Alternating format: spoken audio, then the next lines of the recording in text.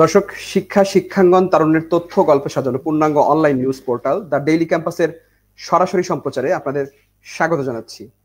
দর্শক, আজকে আমরা আলোচনা করব জাতীয়করণ আন্দোলন কোন পথে, এবং এই বিষয়ে আলোচনা করার জন্য আজকে আমাদের সঙ্গে যুক্ত হয়েছেন অধ্যক্ষ দেলোয়ার হোসেন আজিজি।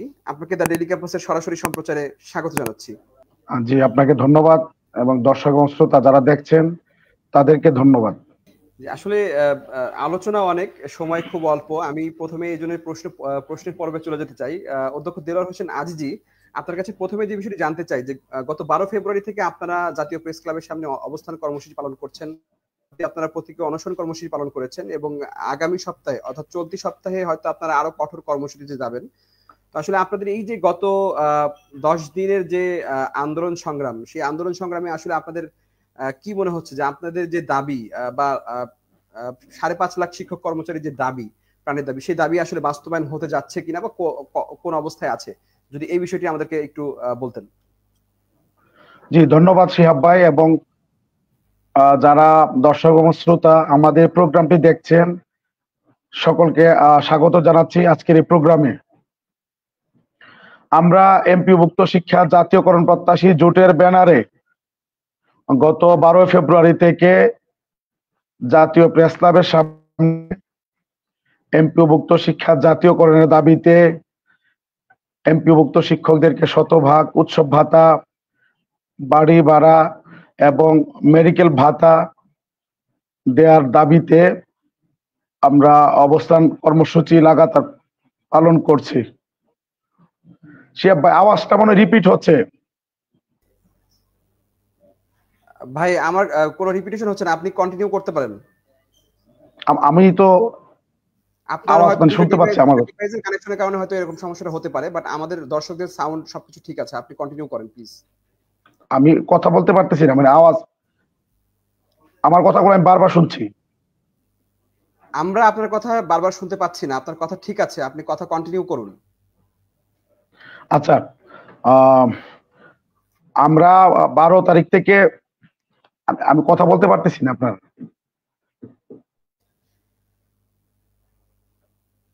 দর্শক, একটু কারিগরি জটিলতার কারণে হয়তো অধ্যক্ষ দেলোয়ার হোসেন আজিজি তিনি কিছুটা জটিলতায় পড়েছেন, তবে আমরা আশা করছি খুব দ্রুত তার এই জটিলতা কেটে যাবে। তার আগে আমরা একটু আপনাদেরকে আলোচনা যেটি বলতে চাই সেটি হচ্ছে, আমরা দেখলাম যে গত 12 ফেব্রুয়ারি কিন্তু শিক্ষকরা প্রেস ক্লাবের সামনে যে জাতীয়করণের দাবি, সেই দাবিতে কিন্তু অবস্থান কর্মসূচি পালন শুরু করেন, এবং তারা কিন্তু চলতি সপ্তাহে কিন্তু আরো কঠোর কর্মসূচিতে যাচ্ছেন। সেই কর্মসূচির একটি অংশ হিসেবে যেটি থাকছে সেটি হচ্ছে এই যে আন্দোলনরত শিক্ষক যারা আছেন তাদের পরিবারের সদস্যদেরকে তারা ঢাকায় নিয়ে আসবেন, এবং তাদেরকে নিয়েই হয়তো আগামী মঙ্গলবার তারা সচিবালয় অভিমুখে পদযাত্রা করবেন। সেই পদযাত্রা কর্মসূচি আসলে তারা শিক্ষকরা যদি বলছেন যে এই পদযাত্রা কর্মসূচি যদি কোনো অপ্রীতিকর ঘটনা ঘটে থাকে তাহলে এর দায় কিন্তু সরকারকে নিতে হবে। আসলে কি উদ্দেশ্যে বা কি কারণে তারা পরিবারের সদস্যদেরকে ঢাকায় নিয়ে আসছেন সেটি আমরা এখনো আমাদের অজানা। আমরা চেষ্টা করছি সেই বিষয়টি জানার জন্য। সেই বিষয় জানার জন্যই মূলত আজকে আমরা অধ্যক্ষ দেলোয়ার হোসেন আজিজিকে লাইভে নিয়ে এসেছি। তবে কিছু কারিগরি ত্রুটির কারণে তিনি হয়তো ঠিকভাবে কথা বলতে পারছেন না। আমরা আশা করছি খুব দ্রুত সময়ের মধ্যে তিনি আবারও আমাদের সঙ্গে যুক্ত হবেন। দর্শক, অনেকেই যুক্ত হয়েছেন। আমি একটু সেই কমেন্টস গুলো ততক্ষণে পড়ে আসতে চাই যতক্ষণ আমাদের গেস্ট আবারও যুক্ত না হচ্ছেন। এমডি সেকেন্দার আলী বলেছেন, এ কেমন বৈষম্য বিরোধী সরকার গঠন করলাম আমরা, শিক্ষাক্ষেত্রে ন্যূনতম বৈষম্য দূর হয়নি, এখনো বাজেটবিহীন বদলি এখন পর্যন্ত কার্যকর করতে পারেনি। আসলে বদলির যে বিষয়টি আছে সেটি নিয়ে একটু আলোচনা করতে চাই। অনেক শিক্ষকের প্রাণের দাবি। আমি জানি যে শিক্ষকরা আসলে এই 12,750 টাকা বেতন পান, সেই বেতনে আসলে নিজ বাড়ি থেকে শত শত কিলোমিটার দূরে চাকরি করা আসলে খুবই কষ্টসাধ্য। তবুও আপনারা দেশ গড়ার কারিগর, আপনারা কষ্ট করে যাচ্ছেন। তো এই জন্য আসলে শিক্ষকদেরকে স্যালুট জানাই। তার আগে যেটি বলবো সেটি হচ্ছে, বদলি নিয়ে কিন্তু এখনো কোনো কাজ শুরু হয়নি আমাদের জানা মতে। এই দায়িত্বটি হচ্ছে মাধ্যমিক উচ্চশিক্ষা অধিদপ্তরের দেওয়ার কথা ছিল, তবে মাধ্যমিক উচ্চশিক্ষা অধিদপ্তরের সম্ভবত দায়িত্বটি নেবে কি নেবে না সেটি নিয়ে আসলে একটু সন্দিহান অবস্থা তৈরি হয়েছে। অনেকেই বলছে বেসরকারি শিক্ষক নিবন্ধন ও প্রত্যয়ন কর্তৃপক্ষ, অর্থাৎ আপনাদেরকে যারা যে প্রতিষ্ঠান সুপারিশ করেছে এনটিআরসি এ, সেই এনটিআরসি এর মাধ্যমেই আপনাদের বদলিটি চালু হোক।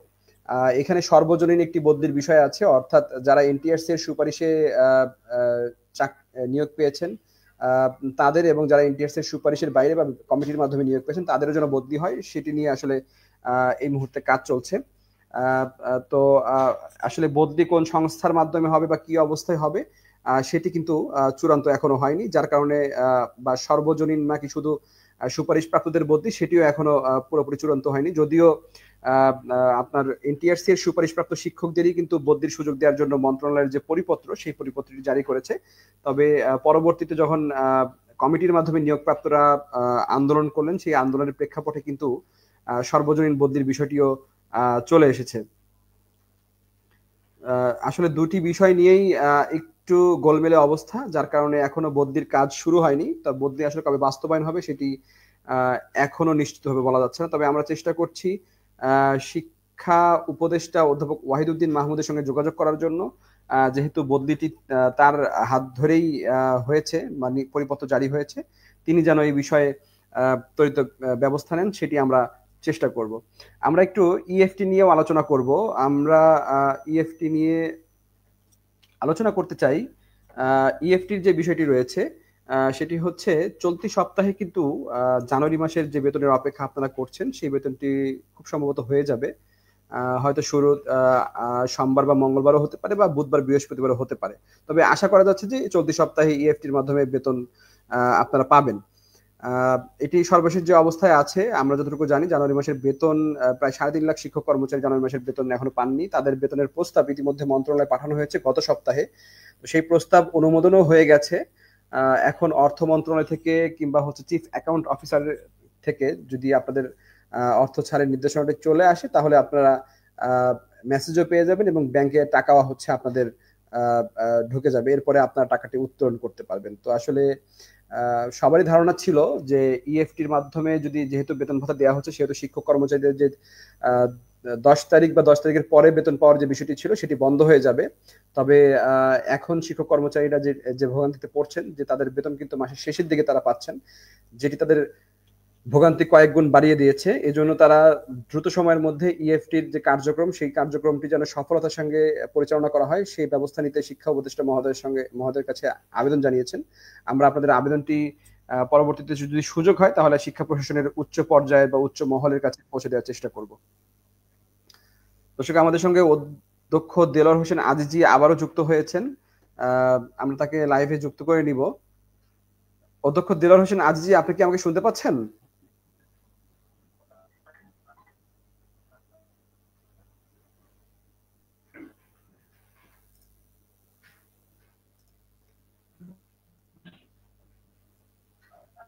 অধ্যক্ষ দেলোয়ার হোসেন আজিজি, আপনি কি আমাকে শুনতে পাচ্ছেন?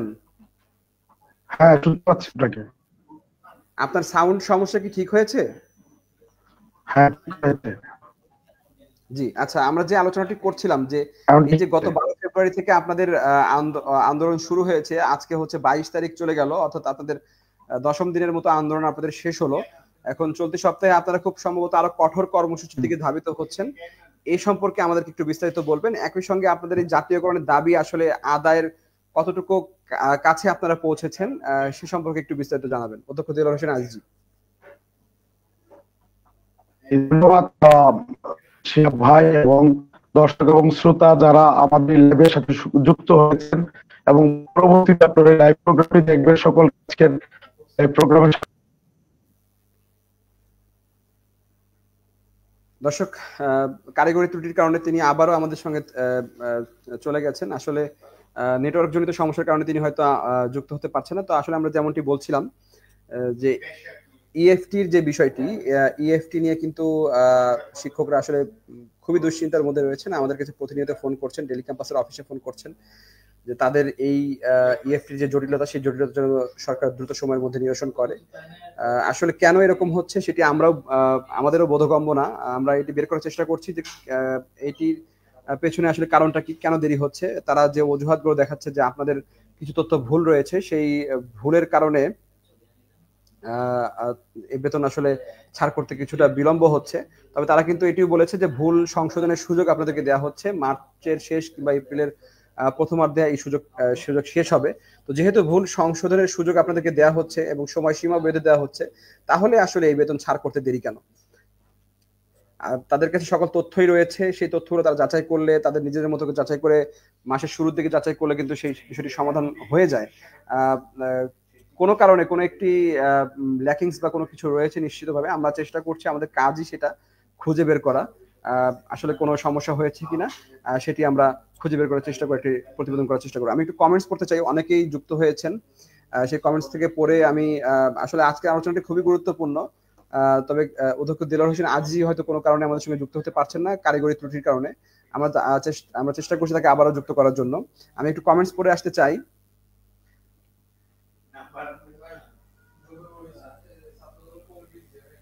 আচ্ছা, মাসুদ রানা ভাই একটি গুরুত্বপূর্ণ প্রশ্ন করেছেন, সেটি হচ্ছে কারিগরি শিক্ষকদের বদলি নীতিমালা নেই কেন?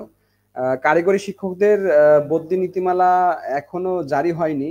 এখন কি কারণে জারি হয়নি সেটা আমরা কারিগরি শিক্ষা অধিদপ্তরের মহাপরিচালক মহোদয়ের সঙ্গে কথা বলে আপনাদেরকে জানানোর চেষ্টা করব। ধন্যবাদ আপনাকে প্রশ্নটি করার জন্য। আচ্ছা, মানিক চন্দ্র দাস কমেন্টস করেছেন, ১,০০০ টাকা চাইবেন, যা পাবেন তাই লাভ, কিন্তু চাইবেন ১০০ টাকা দিবে ২০ টাকা অবলিক ১০ টাকা। আচ্ছা, আপনি হয়তো এই বিষয়টি বুঝিয়েছেন জাতীয়করণ আন্দোলন, তবে পুরো বিষয়টি যদি ক্লিয়ার করতে পারতেন তাহলে হয়তো আমরা আপনার প্রশ্নের উত্তরটি দিতে পারতাম। সাইমা আক্তার জানতে চেয়েছেন, জাতীয়করণ করার বিষয়ে আপনাদের ভূমিকা অনেক গুরুত্বপূর্ণ, দয়া করে মজলুমদের পাশে দাঁড়াবেন। সাইমা আক্তার, আপনাকে অসংখ্য ধন্যবাদ প্রশ্নটি করার জন্য। গণমাধ্যমের কাজই হচ্ছে যারা শোষিত শ্রেণী তাদের পাশে দাঁড়ানো বা সত্যটাকে হচ্ছে তুলে ধরা, বিশেষ করে। আসলে বদলি না থাকার বা জাতীয়করণের কেন আপনারা দাবি করছেন বা আপনাদের চিকিৎসা ভাতা বাড়ি ভাড়া এত কম, সে বিষয়ে কিন্তু গণমাধ্যম সবসময় লেখে, বিশেষ করে দ্য ডেইলি ক্যাম্পাস কিন্তু সবসময় শিক্ষকদের নিয়ে লেখার চেষ্টা করে। আমাদের সঙ্গে অধ্যক্ষ দেলোয়ার হোসেন আজিজি আবারও যুক্ত হয়েছেন, আমরা আশা করছি এবার হয়তো তার কথা আমরা শুনতে পারবো। অধ্যক্ষ দেলোয়ার হোসেন আজিজি, আপনি যেখানে শেষ করেছেন সেখান থেকে একটু আরেকবার বলবেন। আমরা 12 তারিখ থেকে শুরু করেছি লাগাতার অবস্থান কর্মসূচির, এবং আমরা থেকে সরকারের 6 সদস্যের প্রতিনিধি দল, উনি আমাদের শুনেছেন অত্যন্ত গুরুত্ব দিয়ে। আমরা তার কাছে বলছি যে আমাদেরকে যে একজন এন্ট্রি লেভেলের টিচার তার উচ্চ ভাতা পাই 1,125 টাকা, মাদ্রাসার ইফতেদায়ী টিচারের ক্ষেত্রে আরো কম, 2 থেকে 2,500 টাকা উচ্চ ভাতা পাই। আমরা ওনাকে বলেছি আপনারা বলুন এই অল্প টাকা দিয়ে আমরা ঈদ কিভাবে উদযাপন করব। আমরা সাধারণত ঈদ উল ফিতরে আমাদের জামা কাপড় কিনি, আমরা আমাদের বাংলাদেশের ট্রেডিশন ঈদ উল ফিতরের সময় জামা কাপড় কিনতে হয়। দর্শক, আমি আন্তরিকভাবে দুঃখ প্রকাশ করে আজকে লাইভটা এখানে শেষ করছি। শিক্ষা সংক্রান্ত সকল খবর সবার আগে জানতে অবশ্যই দ্য ডেইলি ক্যাম্পাসের সঙ্গে থাকবেন। আমরা হয়তো পরবর্তীতে কখনো অধ্যক্ষ দেলোয়ার হোসেন আজিজি সাহেবকে আবারও যুক্ত করব। হয়তো কারিগরি ত্রুটির কারণে তিনি বারবার করে লাইভ থেকে চলে যাচ্ছেন, এটি আসলে আপনাদের দর্শক যারা আছে তারা হয়তো বিরক্ত বোধ করছেন। তবে জাতীয়করণ যে আন্দোলন, সেই আন্দোলন সম্পর্কে দুটি কথা বলে শেষ করতে চাই। শিক্ষকদের কিন্তু জাতীয়করণ আন্দোলনের আসলে কোনো প্রশ্নই আসতো না যদি তাদের বাড়ি ভাড়া, চিকিৎসা ভাতা সহ অন্যান্য যে ভাতা রয়েছে, বিশেষ করে ঈদ উৎসবের যে ভাতা, সেই ভাতাটি যদি সরকার একটু বিবেচনায় নিত। একজন এমপিওভুক্ত শিক্ষক যার বেতন হচ্ছে 12,750 টাকা, সেখান থেকে 10% কেটে নেওয়া হয়, এরপরে কত টাকা থাকে সেটি ক্যালকুলেশন করে বের করতে হবে। তবে এই শিক্ষক কিন্তু এই যে সামনে যে ঈদ আসছে, রোজার ঈদ এবং কোরবানির দুটি ঈদ বা মুসলমানদের সবচেয়ে বড় যে ধর্মীয় দুটি উৎসব, সেই উৎসবে কিন্তু 3,125 টাকা উৎসব ভাতা পেয়ে থাকেন। তো আসলে এই উৎসব ভাতা দিয়ে একজন শিক্ষক নিজের জন্য জামা কাপড় কিনবেন, নাকি তার বাবা মাকে জামা কাপড় কিনে দিবেন, নাকি তার স্ত্রী সন্তানদেরকে জামা কাপড় কিনে দিবেন, সেই প্রশ্নের উত্তর তারা সরকারের কাছে চেয়েছেন। একই সঙ্গে বর্তমান সময়ে যেখানে ঢাকা শহরে, আমরা যেহেতু ঢাকার কথাই বলতে চাই, ঢাকায় একটি বাড়ি ভাড়া ন্যূনতম খুব দূরেও যদি নেন, বসিলার মতো এলাকা কিংবা হচ্ছে বৌদ্ধ মন্দিরের যে এলাকা, সেই এলাকার দিকে যদি একটু বাসা ভাড়া নেন, তাও সেখানে বাসা ভাড়া কমপক্ষে 6 থেকে 7,000 টাকা ধরা হয় সর্বনিম্ন। তো সেক্ষেত্রে একজন শিক্ষককে আসলে এই বর্তমান দ্রব্য মূল্যের ঊর্ধ্বগতি, সেই ঊর্ধ্বগতিতে 1,000 টাকা বাড়ি ভাড়া দেওয়া হয়, আর চিকিৎসা ভাতা দেওয়া হয় মাত্র 500 টাকা। আসলে বর্তমানে একজন বিশেষজ্ঞ চিকিৎসকের চিকিৎসা ভাতা কত টাকা সেটি আপনারা নিশ্চয়ই সবাই জানেন। একজন মফস্বলের যে চিকিৎসক, যিনি চিকিৎসা দেন, এমবিবিএস ডিগ্রিধারী, তারও কিন্তু ভিজিট কিন্তু 500 বা 400 টাকা। তো আসলে একজন ভালো চিকিৎসকের ভিজিট কিন্তু 1,000 টাকার কম না। আসলে একজন চিকিৎসক সেই টাকা যে চিকিৎসা ভাতা পান, সেই ভাতা দিয়ে আসলে তিনি চিকিৎসকের কাছে যাবেন নাকি ওষুধ কিনবেন, সেই প্রশ্নের উত্তরও শিক্ষকদের কাছে নেই। সেই প্রশ্নের উত্তরও শিক্ষকরা সরকারের কাছে চান। তো আসলে এই প্রশ্নগুলো সরকারের কাছে রেখে আমরা আজকের লাইভটি এখানে শেষ করছি। শিক্ষা সংক্রান্ত সকল খবর সবার আগে জানতে অবশ্যই দ্য ডেইলি ক্যাম্পাসের সঙ্গে থাকবেন।